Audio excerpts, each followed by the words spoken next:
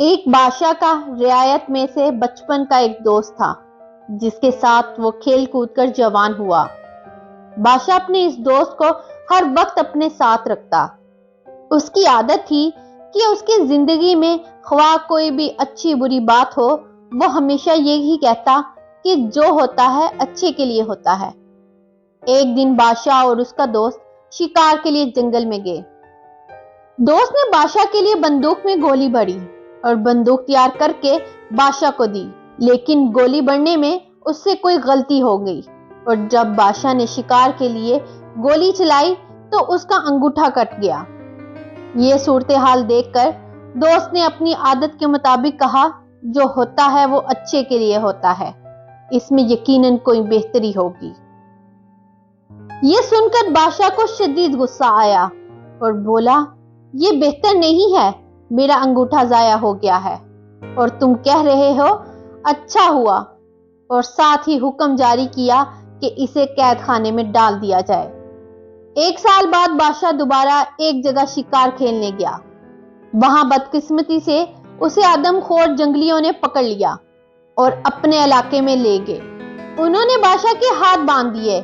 اب آگ جلا کر وہ بادشاہ کو جلانے ہی والے تھے کہ ان کی نظر بادشاہ کے انگوٹھے پر پڑی تو پتہ چلا کہ بادشاہ انگوٹھے سے معذور ہے۔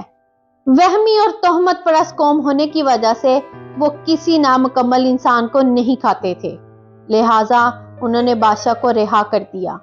جب بادشاہ گرتا پھرتا اپنے محل میں پہنچا تو اسے خیال آیا کہ کس طرح اس کا انگوٹھا کٹ گیا تھا اور اس نے اپنے دوست کو جیل میں بھجوا دیا تھا۔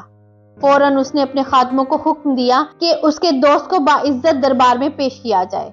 جب اس کا دوست آیا تو بادشاہ نے اسے سارا حال سنایا اور کہا کہ میں نے تمہارے ساتھ بہت برا کیا، مجھے ایسا نہیں کرنا چاہیے تھا۔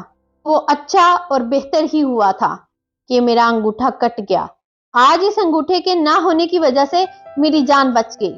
یہ سن کر بادشاہ کا دوست مسکرایا اور بولا، یہ بھی بہتر ہی ہوا کہ آپ نے مجھے جیل بھجوا دیا۔